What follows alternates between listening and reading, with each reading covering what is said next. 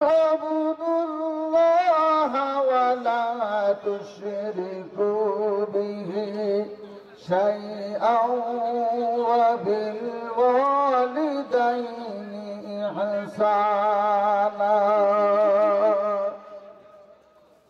وبذي القربى واليتامى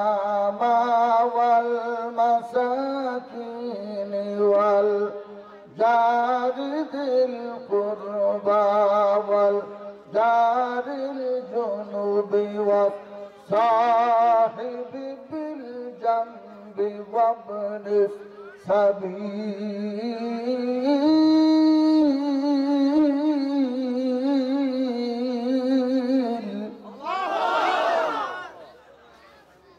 وما ملكت أيمانكم إن الله لا يحب من كان مختالا فخورا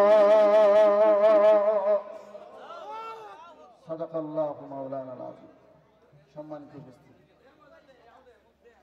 আমি আপনাদের সামনে যে বিষয়টার উপর আলোচনা করব কোরআনে পাক থেকে দুইটা আয়াত, একটা সূরা বনী ইসরাইল থেকে আর একটি সূরা নিসা থেকে দুইটা আয়াত তেলাওয়াত করেছি এবং প্রাসঙ্গিক দুইখানা হাদিস শরীফ তেলাওয়াত করেছি। আমার বক্তৃতার টার্নিং পয়েন্ট হচ্ছে হকুল্লাহ আর হকুল ইবাদ, আল্লাহর হক আর বান্দারা। সুবহানাল্লাহ, একটু জোরে। এটা হচ্ছে বক্তৃতার মূল বিষয়, সাবজেক্ট, মৌজু। আল্লাহর হক, আমাদের সৃষ্টিকর্তা কে? আল্লাহ। জোরে বলুন, কে? আল্লাহ রাব্বুল আলামিন বলেন, ওয়ালাকাদ খালাকনাল ইনসানা মিন সুলালাতিন মিন তিন থুম্মা জাআলনাহু নুতফাতান ফি قرارٍ مكين ثم خلقنا النطفة علقة فخلقنا العلقة مضغة فخلقنا المضغة عظاما فكسونا العظام لحما ثم أنشأناه خلقا آخر فتبارك الله أحسن الخالقين।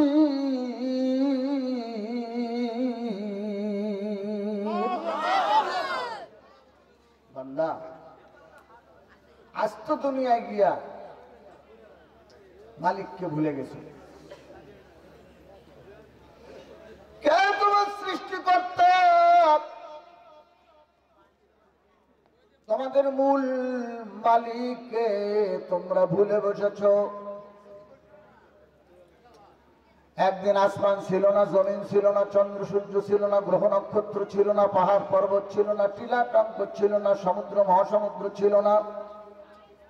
যা কিছু ডাইনে দেখি ছিল না, যা কিছু বামে দেখি ছিল না, যা কিছু সামনে দেখি ছিল না, যা কিছু পিছনে দেখি ছিল না, যা কিছু উপরে দেখি ছিল না, যা কিছু নিচে দেখি ছিল না।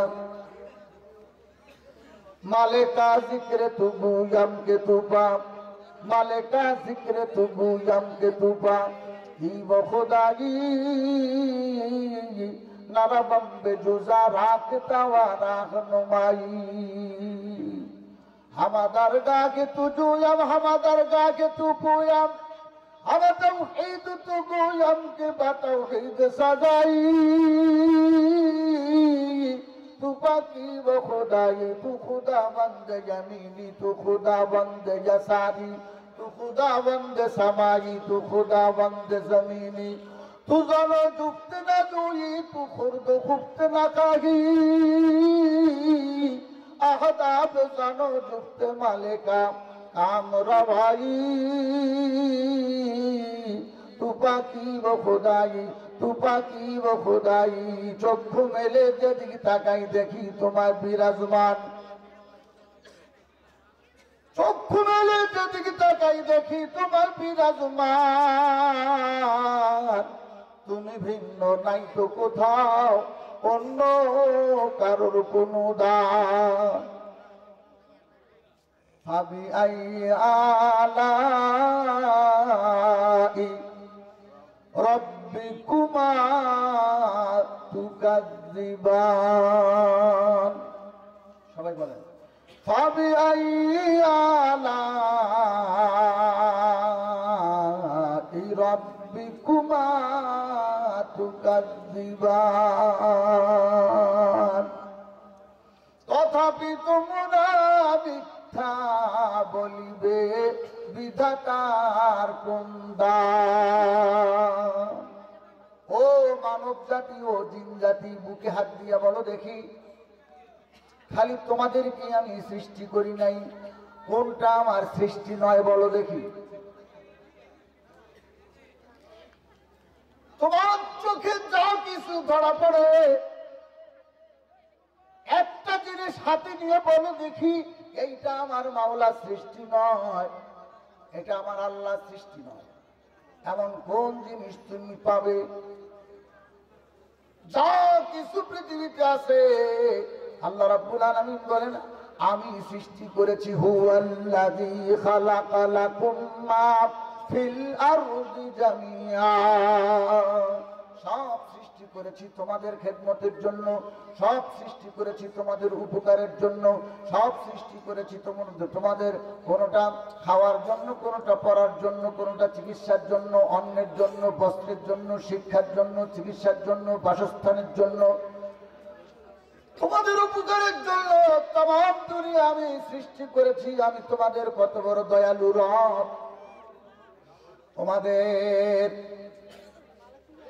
সুখ শান্তির জন্য গোটা দুনিয়া আমি সৃষ্টি করে দিয়ে পরিষ্কার করে তোমাদেরকে বলে দিচ্ছি, শোনো, তোমাদেরকে কিন্তু আমি আলাদা ভাবে সম্মান দিয়ে, ইজ্জত দিয়ে, আশরাফুল মাখলুকাত করে ওয়ালাকাদ কাররামনা বানি আদম, আমি বনি আদমকে, আদমের সন্তানদেরকে সম্মানের মুকুট মাথায় পরিয়ে দিয়ে আমি সৃষ্টি করেছি। আমি আল্লাহর ইবাদত করার জন্য। জোরে জোরে বলা যাবে কি সুবহানাল্লাহ। খুদ কাগে ভি ইচুনি বাজারে রা, খুদ কাগে ভি ইচুনি বাজারে রা, কে বাগে কুলমি খরি গুলজারে রা, মা খালাতুল জিন্না ওয়াল ইনসা ওয়া জুজে বাদাত ইস্তেমা কুসুদ আজ-জাহান।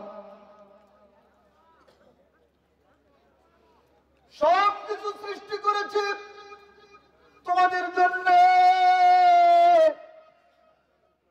আর আমি আল্লাহ পাক তোমাদেরকে সৃষ্টি করেছি আমার জন্য, আমার ইবাদতের জন্য, আমার পরিচয় দেওয়ার জন্য, আমার কুদরতের কথা বলার জন্য, আমার মহানত্বের কথা বলার জন্য, আমার বিশালত্বের কথা বলার জন্য, আমার ওয়াহাদানিয়তের কথা বলার জন্য, আমার শক্তির কথা বলার জন্য, আমার কুদরতের কথা বলার জন্য, আমি আমার দাসত্ব করার জন্য, আমার গোলামি করার জন্য, আমার হুকুম মানার জন্য, আমার নবীর তরিকায় চলার জন্য আমি তোমাদেরকে বিশেষভাবে সৃষ্টি করেছি।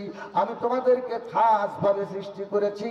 তোমাদের জীবনের অন্য কোনো লক্ষ্য নয়, তোমাদের জীবনের লক্ষ্য একটাই হবে, সেটা হলো আমার ইবাদত। নারায়ে তাকবীর। তামাশা করার জন্য দুনিয়া পাঠায়নি আমি। এই যে 31st নাইট গেল গত রাতে, সি সি সি সি সি সি সি,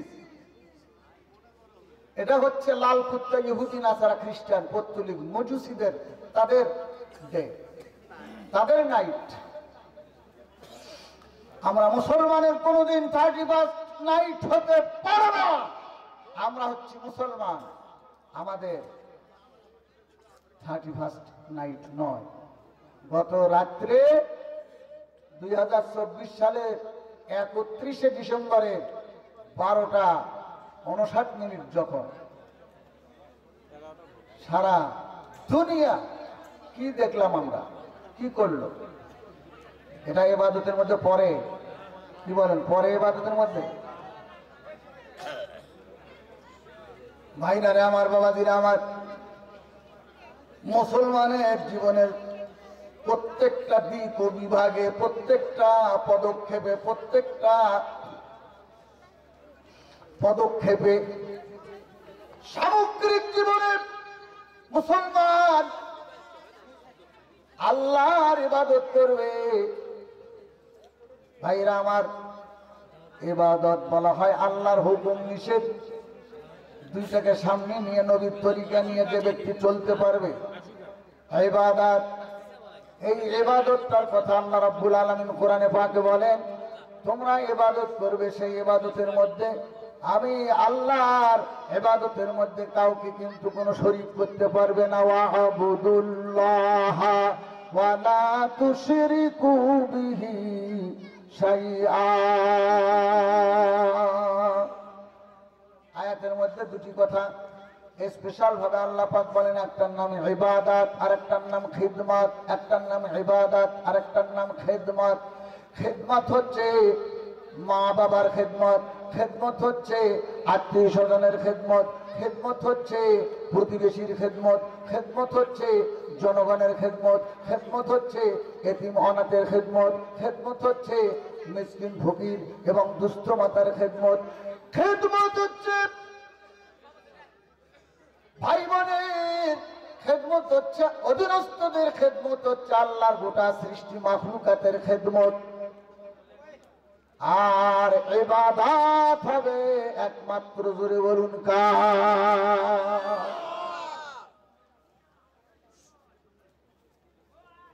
এই ইবাদতটার নাম হচ্ছে হকুল্লাহ, আর এই খেদমতটার নাম হচ্ছে হকুল ইবাদ।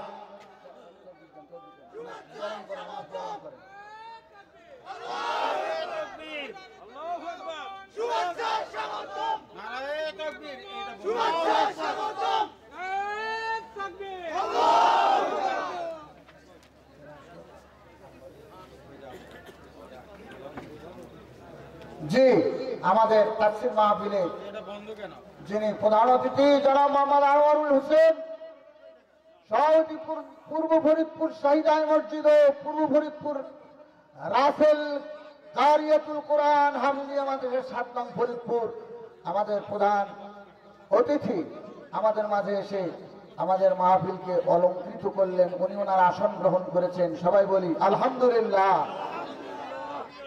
বলেন মারহাবা, নারায়ে তাকবীর। আমরা বরণ করে নিলাম ওনাকে ইনশাআল্লাহুল আজিজ। আমি আমার সম্মানিত প্রধান অতিথিকে আমি বরণ করে নিয়ে একটি কথাই বলবো, যে আমাদের আজকের যে এই তাফসীর কোরআন মাহফিল, আমরা তাফসীর অলরেডি শুরু করে দিয়েছি। যদি একটু সময় দেন কথা বলতে চাই। তাফসীর অলরেডি শুরু করে দিয়েছি। আমরা ব্যাখ্যা করতেছিলাম ইবাদত আর কি, একটা পানির মতো ওয়াজ বাড়ি নিয়ে যাবে, ফাট ফাট ফাট ফাট ফাট ফাট করে শব্দ করতেছে, দাদা আগে আগে আর নাতি পিছে পিছে। দাদা নাতি বলছেন, নাতিরে 40 বছর হয় ওয়াজ শুনি, তোরে সব করে ওয়াজ নিয়ে গেলাম, পিছনে ফাট ফাট ফাট ফাট শব্দ করিস কেন, কারণ কি? নাতি বলে, দাদা টাটকা ওয়াজ শুনে আসলাম, হাঁটুর উপরে বিনা কারণে কাপড় তোলা হলো, ফরজ তরক করলে দাদা কবিরা গুনাহ হয়। একটা কবিরা গুনার কারণে মানুষ ৭,০০০ বছর জাহান্নামের আসামি হয়ে জ্বলবে। গো দাদা ওয়াজ শুনে আসলাম, হুজুর 2টা ওয়াজ করছেন, পাগড়ি মাথায় দিয়া নামাজ পড়লে 70 রাকাতের সওয়াব, আর ফরজ তরক করা যাবে না। 2টাই আমি বাড়িতে নিয়ে রওনা হয়েছি। ওই যে আসার সময় যে খালটা পার হলাম, ওখানে তো আমার বুক পর্যন্ত পানি, তাতে কি মাঘ মাসে শীত হলে হবে কি? আমি ৭,০০০ বছর জাহান্নামের আগুনে জ্বলতে পারবো না। সেজন্য ওয়াজের ময়দান থেকে ওয়াজটা আমি বাড়ি নিয়ে আসতেছি, অর্থাৎ আমি কাপড় ভিজায় ফেলেছি। দাদা বলে, বেহাঙ্গাম কোথাকার, 40 বছর ওয়াজ শুনি, নদীর ওপারের ওয়াজ এবারে কোনোদিন আনি নাই রে। আরে একদিন যা তুই ওপারের ওয়াজ এপারে আনছিস।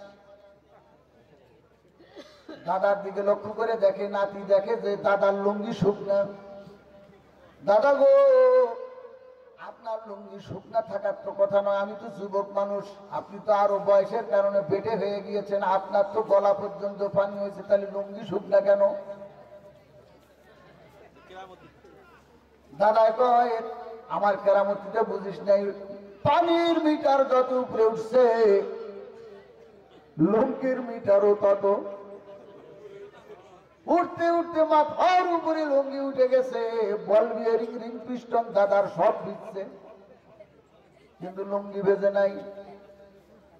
আমার ভাইরা, আমার বাবাজিরা, হাসির খোরাক দেই নাই, আনন্দের খোরাক দেই নাই। আসলে নাতি বুঝছে ওয়াজ বাড়ি নিয়ে যাওয়া লাগবে, তাই বাড়ি নিয়ে আসতেছে ওয়াজ। এই ওয়াজ আজকে এই বরকাতপুর উত্তর পাড়া মাঠে রেখে গেলে হবে না, বাড়ি নিয়ে যাওয়া লাগবে।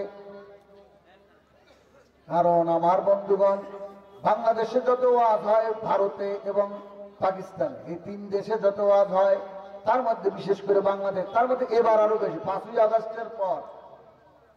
কারণ দাবার গুটি পাল্টে গেছে, এখন আর বিগত সরকারের আমলে যে কাহিনী আর যে কীর্তি কালাপ আসিল রে বাবা, সেগুলি আর আছে নাকি? নাই। আলহামদুলিল্লাহ একটু জোরে বলেন। একদম বাতাসের সাথে ফুরুত করে উড়ে চলে গেছে, ভাঙ্গা থালি নিয়ে ভারতে বসে আছে। নাই, বাংলার জমিনে জায়গা নাই, হবে না আর জায়গা, কয় না আসতেছি ঢুকতেছি, আসতেছি ঢুকতেছি না। ভাইরা আমার, সম্ভব নয়, বিশ্বে ইতিহাস নাই। দেশ বলে প্রেম, পালাবো না বলে, দেশের বলে খুব প্রেম, খুব বড় দরদ। ওই এরশাদ তো পালায় নাই, তুমি পালালে কেন? বাংলাদেশের রাষ্ট্র ক্ষমতায় যারা ইতিপূর্বে এসেছিলেন কেউ পালায় নাই, তুমি কেন পালালে? তার দ্বারা প্রমাণ হয় তোমার কলিজায় বাংলাদেশের বিন্দুমাত্র মহব্বত নাই। ভালোবাসা যদি থাকতো, দেশের মাটিতে জীবন দিয়ে দেবো, তাও দেশ থেকে এই 18 কোটি জনগণ ছেড়ে আমি কোথাও যাব না। তুমি না বলছিলে, তুমি না মায়ের ভূমিকা পালন করেছিলে, এইটা তুমি কেমন মা? মা তো সেই বিদেশে বিপাকে যদি কারো সন্তান মারা যায়, বিদেশেতে যদি কারো সন্তান মারা যায়, পশু পাখি না জানিতে আগে জানে মায় গো, পশু পাখি না জানিতে আগে জানে মায়। বনে থাকে বন বাদুরি, ছাউ ঝোলে তার বুকে, বনে থাকে বন বাদুরি, ছাউ ঝোলে তার বুকে, তেমনি মায়ে ছাউ ছাড়ে নাও, পড়লেও হাজার দুঃখে। পেশা পায়খানা করেছি যত মা তোমারই কোলে বসে, পেশা পায়খানা করেছি যত গো মা তোমারই কোলে বসে। খানার পাত্র পেশাব গেলেও মা খেয়েছো তুমি ধুয়ে। মা, মা কাকে বলে? তুমি কেমন মা? পালালে কেন? আবার আসতে চাও? তোমার ধোকাবাজি বাংলা ইঞ্চি ইঞ্চি জমিন টের পাওয়া গেছে। ধরে বলেন ঠিক না বেঠে? আমি ওদিকে যাইতে চাই না। কি হয়েছে, কি করছে, কি হবে, এগুলি সব আমার চেয়ে আপনারা ভালো জানেন। আমি কোরআন হাদিসের আলোচনা বন্ধ রেখে ওই সমস্ত বাজে জিনিস নিয়ে আলোচনা আর করতে চাই না। কি বলেন ঠিক না বেঠে? আল্লাহ তাআলা যেন আমাদেরকে, আমাদের দেশটাকে যেন শান্তির দেশ বানায় দেন। জোরে বলো আমিন। হানাহানি, কারাকাটি, মারামারি, ধরো মারো, টানি আনো, ছিঁড়ে ফেলো, এই সমস্ত গুণ খুন আর এই ধরনের হায় হায় হাজার হাজার মানুষের খবর নাই। বাঙালিরা জানে না তাদের সেই লোকগুলি কোথায় আছে। হেফাজতের পর, হেফাজতের তাণ্ডবের পর হেফাজতওয়ালারা এই কথা বলতে পর্যন্ত পারে নাই। আমার অমুক সে হেফাজতে গিয়েছিল, মারা গেছে। এই কথা কেস তো দেওয়া দূরের কথা, মুখ থেকে বলতে সাহস পায়নি। পিলখানার ঘটনা থেকে 8-এ ক্ষমতা আসছে, 9-এ পিলখানা ঘটাইছে। পিলখানার থেকে শুরু করে যাওয়ার আগ পর্যন্ত এই বাংলাদেশের লক্ষ লক্ষ মায়ের সন্তানকে, লক্ষ লক্ষ মায়ের বুকের সন্তানকে কেড়ে নিয়েছে। জোরে বলেন ঠিক না বেঠিক? আমার ভাইরা, আমার বাবাজিরা, আল্লাহ তাআলা একা একা বলেন, ইন্নাল্লাহা ইয়া'মুরুকুম আন তু'আদ্দুল আমানাতি ইলা আহলিহা ওয়া ইযা হাকামতুম বাইনান নাসি আন তাহকুমু বিল আদল ইন্নাল্লাহা নি'মা ইয়া'iদুকুম বিহি ইন্নাল্লাহা কানা সামিআন বাসীরা।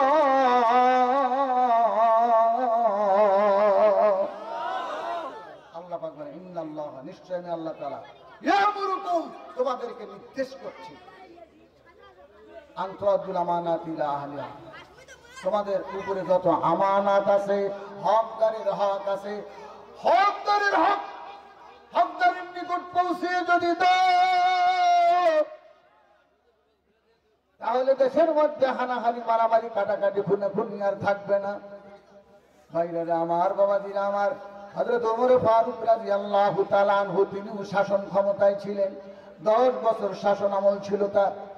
আর এই 10টি বছরের ভিতরে হযরত ওমর 24 ঘন্টার ভিতরে 23 ঘন্টা জনগণের খেদমত করতেন। কার বাড়িতে বাজার নাই, কার বাড়িতে খাবার নাই, কার বাড়িতে অসুস্থ, কার বাড়িতে কোন সমস্যা সমাধানের জন্য রাতে দিনে তিনি ঘুরে বেড়াতেন। আর দুপুরবেলা 1 ঘন্টা মাত্র তিনি আরাম করতেছিলেন, আরাম করতেন। এক সময় মদিনার দূরে চলে গেলেন, এক ঝুপড়ির কাছে গিয়ে দাঁড়ায়া দেখে যে অদূরে সেখানে গভীর রাতে আগুন জ্বলতেছে। ঘরের দরজার, ঘরের পিরালির কানিতে গিয়ে দাঁড়ালেন। হযরত ওমর একা কিভাবে, কি সাহস, অর্ধজানের খলিফা, তিনি একা একা ঘোরেন, কোনো ভয় নাই। সুবহানাল্লাহ ধরে কর। কোনো সিকিউরিটি গার্ড নাই, কোনো পুলিশ নাই, কোনো বিডিআর নাই, কোনো আর্মি নাই, কোনো র্যাব নাই, কোনো আনসার নাই। কেন নাই? আল্লাহর হক, তিনি আল্লাহর হক আদায় করতেন, বান্দার হক আদায় করতেন, যার জন্য তার কোনো ভয় নাই। তার সিকিউরিটির জন্য আল্লাহই যথেষ্ট হয়ে গেছেন। জোরে বলেন সুবহানাল্লাহ। আল্লাহ পাক নিজেই তার সিকিউরিটি, আল্লাহ পাক রব্বুল আলামিন নিজেই তার নিরাপত্তা দান করেছেন, তার কিচ্ছু লাগে না। ভাইরা আমার, বাবাজিরা আমার, রাতের অন্ধকারে একা একা ঘুরতেছেন। ওই বাড়ির সামনে গিয়ে তিনি ভাবলেন, এই বাড়িতে কোনো ডাকাত, কোনো চোর গুন্ডার আড্ডা হলো নাকি। বিড়ালির কাছে গিয়ে বললেন, কে গো, এটা কার বাড়ি? এত রাত্রি বাড়িতে আলো কেন? আর এত রাত্রিতে বাচ্চারা কান্দে কেন? আর এই বাড়িটা কার? কোনো জবাব নাই, কোনো জবাব নাই। আবার বললেন, কোনো জবাব নাই। মনে মনে ভাবলেন, হয়তোবা এই বাড়িতে পুরুষ মানুষ নাই, মহিলারা হয়তো ভাবছেন আরবের যুবকরা তো ভালো নয়, মহিলা দেখলেই ঝাঁপায়া পড়ে, সেই জন্য মুখ খুলতেছে না, মুখ খুলতেছে না। উনি অভয় বাড়ি দিয়ে বললেন, কে গো, এই বাড়ির ভিতরে যদি পুরুষ মানুষ না থাকো, যদি মহিলা থেকে থাকো, তাহলে আমার কথার জবাব দাও, আমি তোমাদের কোনো অন্যায় করব না। মা গো, মা। মা ডাক দেওয়ার সাথে সাথে মহিলার অন্তরের ভিতরে স্বস্তির পানি আসলো। এ লোকটার দ্বারায় ক্ষতি হবে না। উনি বললেন, আমার দ্বারায় কোনো ক্ষতি হবে না, পারলে উপকার করব। বলো মা, এটি কার বাড়ি? এত রাত্রে বেলায়, এত রাত্রিতে বাচ্চারা কান্দে কেন? আর্তনাদের আওয়াজ কেন? আর আগুন জ্বলে কেন? ভিতর থেকে আওয়াজ আসতেছে, কে গো, তুমি মুসাফির, পথ ধরে তোমার গন্তব্যে তুমি চলে যাও, আমার মনের আগুন তুমি জ্বালায়া দিও না, আমার মনের ব্যথা তুমি আর জ্বালায়া দিও না। এমন কথা আমার জিহ্বা থেকে আসতে পারে যে কথার দ্বারা কিয়ামতে আমার জিহ্বা কাটতে পারে। এই জন্য তুমি তোমার পথ ধরে চলে যাও, আমি বলবো না এটা কার বাড়ি। না গো মা, বলেন না কেন? ওর ক্ষতি হবে না উপকার ছাড়া। সঙ্গে সঙ্গে মহিলা এবার বললেন, তাহলে শোনো, এটা অমুক সাহাবীর বাড়ি, অমুক যুদ্ধে সাহাবী শহীদ হয়ে গেছেন, তার তিন বাচ্চা, আমি বুকে নিয়ে তার স্ত্রী এই বাড়িতে ঘুমাই, কিন্তু 3 দিন 4 দিন 5 দিন হয় এই বাড়িতে কোনো খানা দানা, কোনো খানা পিনা নাই, কোনো আহার নাই, অভুক্ত অবস্থায় ছোট্ট ছোট্ট 3টা বাচ্চা নিয়ে আর কতক্ষণ তুলাই, ছোট বাচ্চাটা সন্ধ্যার আগে ক্ষুধার তাড়নায় অভুক্ত অবস্থায় বেহুশ হয়ে গেছে। আর দিনটা ডেকে ডেকে বলে, মা গো মা, যদি খেতে দিতে না পারো, নিজের হাতে নিজের বাচ্চার গলা টিপা হত্যা করে ফেলো।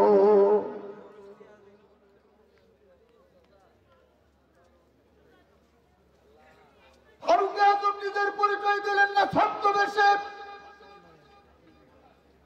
সেখান থেকে তিনি বললেন, মাগো চুলায় আগুন কেন? বললেন, ওই বাচ্চাদের আর্তনাদ সহ্য করতে না পারে আমি মা কেমনি সহ্য করি? আরে মা তো সহ্য করতে পারে না। মা এমন একটি নাম, এমন একটি অক্ষর, পৃথিবীর সব মহব্বত মায়া একত্রিত করলেও মায়ের সমতুল্য হয় না। মা ডাক দিয়ে বলেন, আমি বাচ্চাদের চোখের পানি সহ্য করতে না পেরে আমি খালি ডেক্সির মধ্যে পানি দিয়া নিচে আগুন দিয়ে জাল দিতেছি আর বলতেছি, বাচ্চারা আমি তোমাদের মা পাক করতেছি, রান্না করতেছি, তোমরা একটু ঘুমাও, পরে ডাক দিয়ে তোমাদেরকে খাওয়াবো। ওরা বারবার ক্ষুধার তাড়নায় জেগে ওঠে আর বলে, মা গো খেতে দিলা না মা, ও মা খেতে দিলা না মা, কই তোমার রান্না কি এখনো হয় নাই? এই বলার সাথে সাথে ফারুক আজম ওমর রাদিয়াল্লাহু আনহু বললেন, তাহলে তুমি কাজটি না করে তুমি কেন খলিফার দরবারে গেলে না? তুমি কেন আমিরুল মুমিনিনের দরবারে গেলে না? তোমার বাড়ির হাল হকিকত কেন জানালে না? তাহলেই তো খাবারের ব্যবস্থা হয়ে যেত। উনি তো চতুর্দিকে ছুটাছুটি করেন, দৌড়াদৌড়ি করেন, তোমার বাড়ির খোঁজ নিতে পারেন নাই। মহিলা জবাবে বললেন, গো মুসাফির,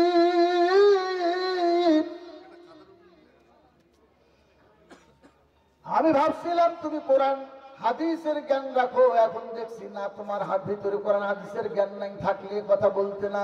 বরং আমি নবীজির কানে, নবীজির মুখে নিজের কানে শুনেছি, যারা দায়িত্বপ্রাপ্ত হন, যাদেরকে আল্লাহ পাক দায়িত্ব দেন, ক্ষমতা যাদের হাতে আল্লাহ পাক দান করেন, তাদেরকে আল্লাহ পাক রব্বুল আলামিন খোঁজ নিতে বলেছেন। তুমি আবার আমাকে যেতে বলো কেন? আমাকে খামাখাই দোষী সাব্যস্ত কেন করতেছো? যারা ক্ষমতাবান, যারা দায়িত্বশীল ব্যক্তি, তারা না চতুর্দিকে খুঁজে খুঁজে কার বাড়িতে খাবার নাই, কার বাড়িতে বাজার নাই, কার বাড়িতে সমস্যা, এটা তারা খুঁজে দেখবে। এটা হলো কোরআন হাদিসের কথা, তুমি উল্টা দিকে আমাকে বলছো কেন? ওমর বুঝলেন মহিলা কোরআন হাদিসের উপরে যথেষ্ট তার দখল আছে, সেই জন্য কথা না বাড়াইয়া উদ্ভ্রান্তের মতো তিনি দৌড় দিলেন। দৌড়াইয়া বাইতুল মালের গোলামকে বললেন, চাবি দাও, দরজা খোলো, তাড়াতাড়ি করে একটা গরিব পরিবারের খোঁজ নিতে হবে গো। আটার বস্তা পিঠি করে নেওয়ার জন্য দুই পাশে ধরিয়া যখন আটার বস্তা নেন, জীবনে বোঝা বহন করেন নাই হযরত ওমর, একদিকে নিলে আর একদিকে পড়ে যায়, আর একদিকে নিলে আর একদিকে পড়ে যায়। হযরত আসলাম ওনার গোলাম ডাক দিয়ে বলেন, হুজুর আমার উপরে আল্লাহর আসমান ভেঙে পড়ুক, আমি থাকতে আপনার এই কষ্ট আমি বরদাস্ত করব না। ওগো আমিরুল মুমিনিন, ওই বস্তা কোথায় নিয়ে যাওয়া লাগবে আমার পিঠে দেন। হযরত ওমর সঙ্গে সঙ্গে বললেন, আসলাম যে তোমার গলায় গামছা লাগানো হবে না। ওই মহিলা কিন্তু একটা কথা বলছে, উমরের গলায় গামছা লাগায় আল্লাহর আদালতে হাজির করবে, একটা সন্তান যদি তার না খায়া মারা যায়। এই কথাটা উমর শুনে আসছে। আসলামকে ডাক দিয়ে বলে, আসলাম তোর গলায় গামছা লাগানো হবে না, আমার গলায় গামছা লাগানো হবে, আমার গলায় রশি লাগানো হবে। এই জন্য বস্তা নিয়ে টানাটানি করবি না, সর এখান থেকে। তুই আলাদা ব্যাগের ভিতরে ঘি নে, আলাদা ব্যাগের ভিতরে গোশত নে, আলাদা ব্যাগের ভিতরে তুই অন্য কিছু নে, তেল নে। এ আমার ভাইরা, আমার বাবাজিরা, উমর বললেন, আমার বস্তা, আমার বোঝা আমার পিঠে বহন করার সুযোগ দে, পারলে তুই পিছন দিক থেকে ধরে আমার পিঠে বস্তাটা উঠাইয়া দে।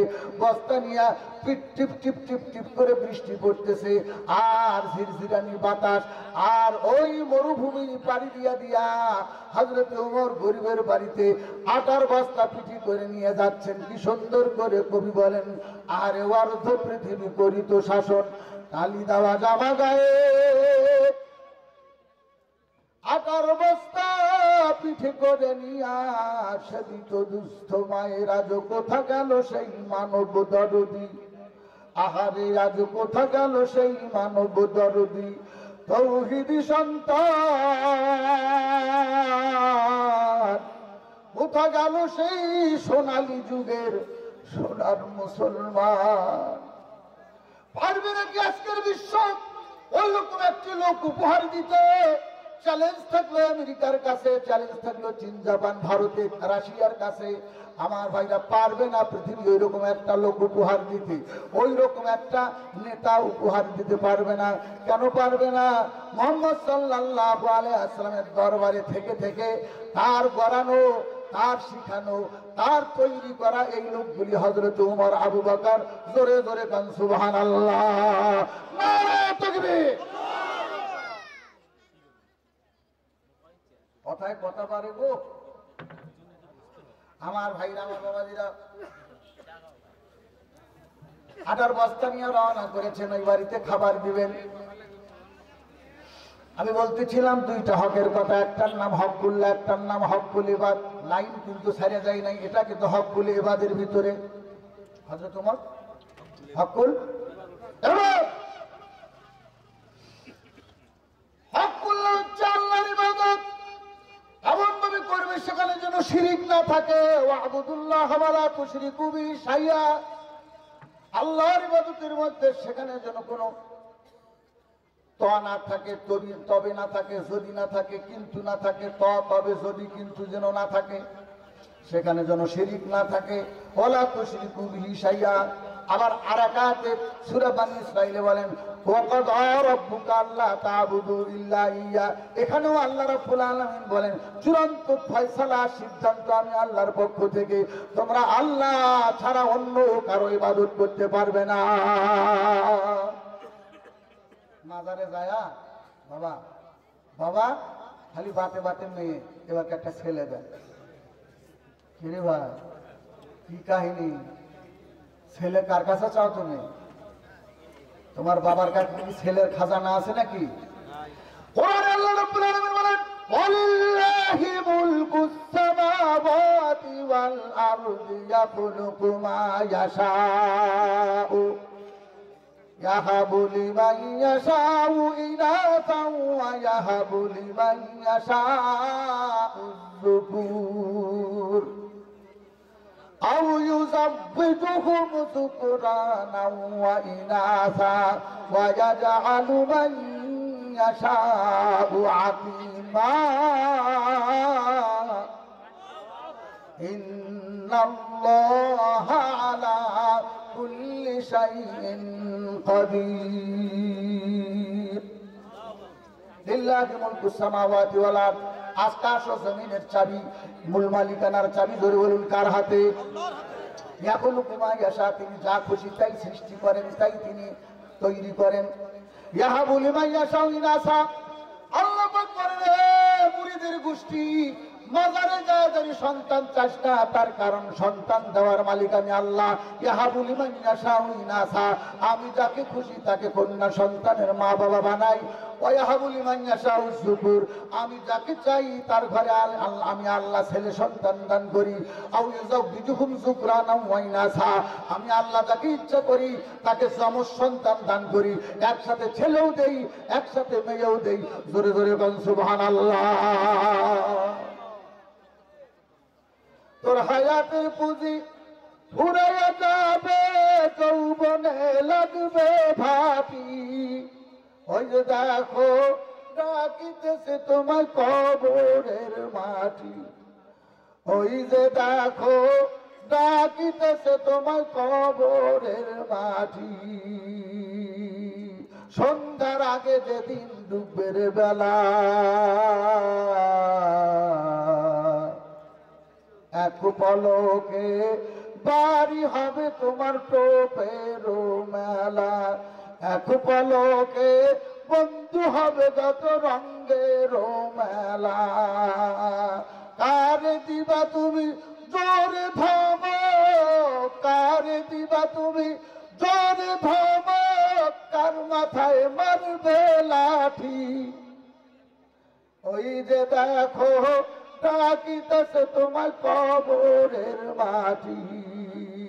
তোমার হায়াতের পুঁজি ফুরিয়ে গেলে ইমান আমলের কি গতি।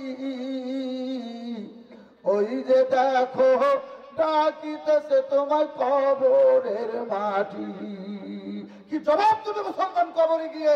তুমি যে মাজারে গিয়ে সন্তান ছেলে খিচুড়ি দিবা, তারপরে পোলাও দিবা, খিচুড়ির ডালি নিয়ে কোবাকুবি করবা।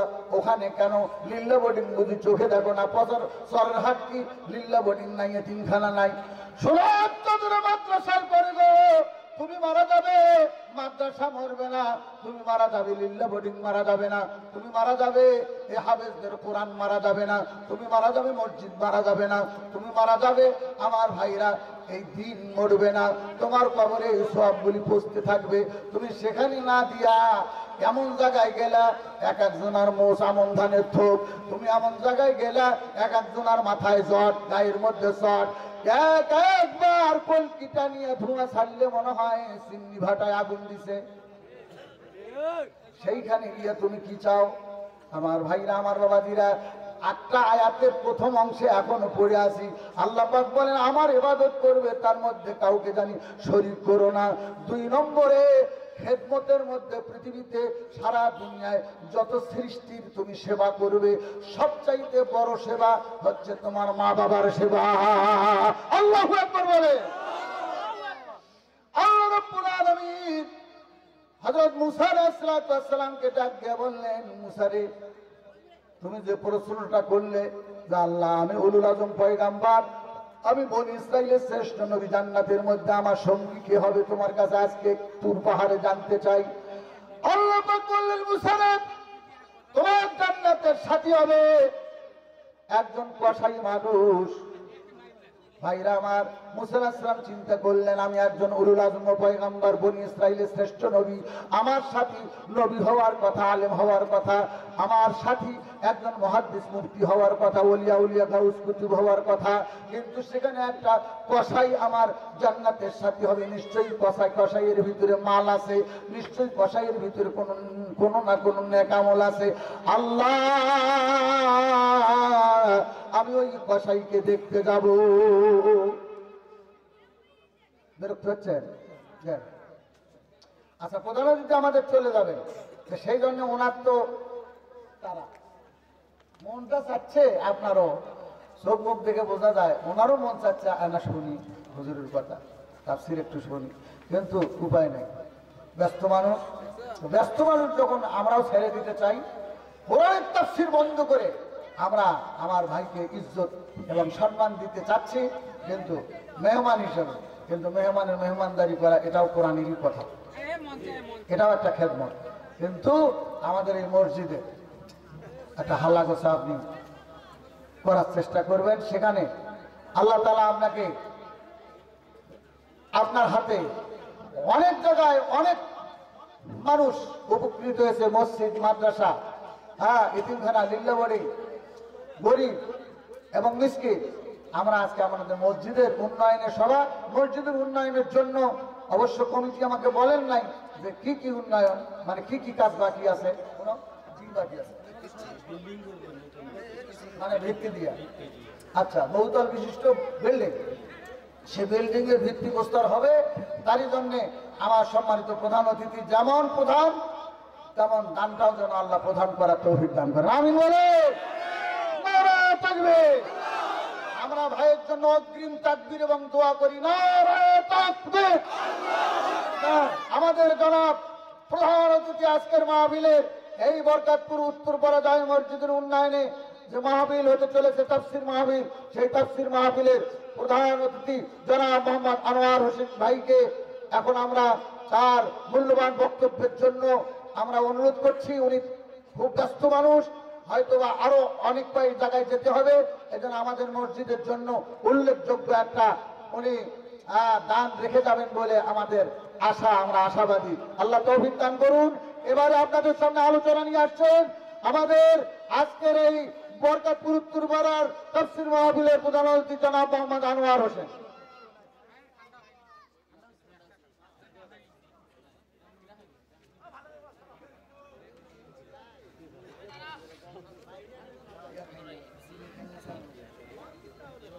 বরকতপুর উত্তরপাড়া জামে মসজিদ উন্নয়ন কর্মে আজকে সবার সম্মানিত সভাপতি সাহেব, উপস্থিত আমন্ত্রিত অতিথিবৃন্দ এবং সম্মানিত প্রধান বক্তা, দ্বিতীয় বক্তা এবং অনেক আলোচনা বিন্দু আছে। মঞ্চে উপবিষ্ট এই বরকতপুরের মুসলমান ভাইয়েরা, পর্দার আড়ালে মা বোনেরা, সকলে আমার সালাম নেবেন। আসসালামু আলাইকুম। আপনারা ভালো আছেন তো?